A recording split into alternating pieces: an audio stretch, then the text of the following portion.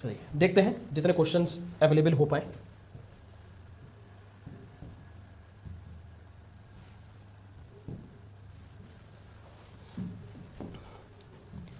बताएंगे इनमें से कौन से गुलाम वंश का नहीं था? बलबन है, इल्तुतमिश, कुतुबुद्दीन ऐबक, या फिर आपको क्या है यहां पर लोदी आपको यहां पर देखने को मिल जाएगा। बताएं क्या इसका आंसर होने वाला है। बहुत ही इजी प्रश्न है, हालांकि इसमें से एक दो राजा भी हम लोगों ने पढ़े नहीं, क्योंकि गुलाम वंश हमारा अभी भी चल रहा है। तो 1236 से लेकर 40 तक आपको ये शासन देखने को मिलेगा। बलबन का शासनकाल 1265-66 से लेकर 87 तक है। ऐबक का कार्यकाल 1206 से लेकर 1210 देखने को मिलेगा। और इब्राहिम लोदी का शासनकाल जो है वो 1517 से लेकर 1526 तक आपको यहाँ पे देखने को मिल जाएगा। ठीक है, आंसर जो रहेगा वो यहाँ पे क्या है आपका, D will be the right answer. 96% लोगों का जवाब जो है वो यहाँ पे सही आया है। इसको आप सीक्वेंस में तो लगा ही लोगे, इन सबको आप क्रम में लगाइए। खिलजी, लोदी, सैयद और आपका गुलाम वंश, ये मैं आपको पहले पढ़ा चुका हूँ, ट्रिक भी पढ़ाई थी।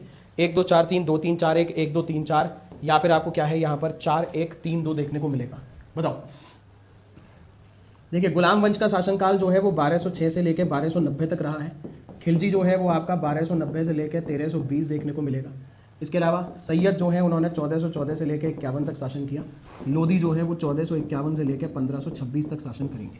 ठीक है, तो इसमें आपकी शुरुआत जो है ऑप्शंस भी बहुत ईजी है, यहाँ पे 4 से होनी चाहिए, तो डी इसका परफेक्ट आंसर है। 97% लोगों का जवाब सही है। बी और सी वालों का थोड़ा सा भगवान मालिक है। ठीक है,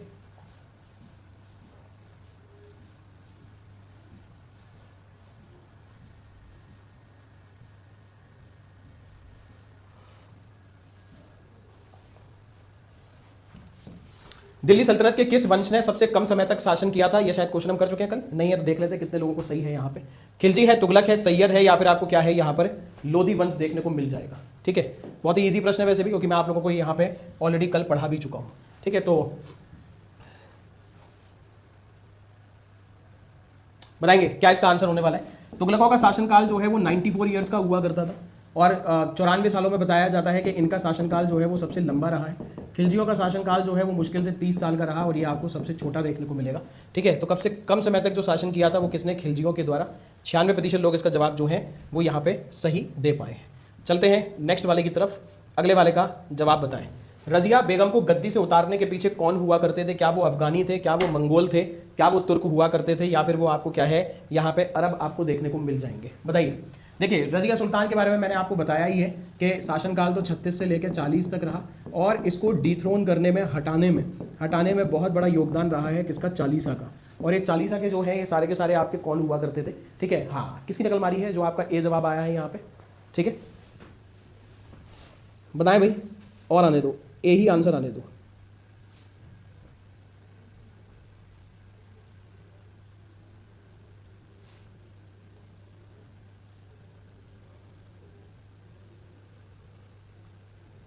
चलिए, अब कुछ लोग बी की तरफ आ चुके हैं और कुछ लोग सरक सरक के सी की तरफ आ रहे हैं, पर कोई मतलब नहीं है। ये जितने भी बेटा सी वाले हैं ना, तुम्हारा कोई मतलब नहीं है जब तुमने ऑलरेडी ए और बी दबा दिया है।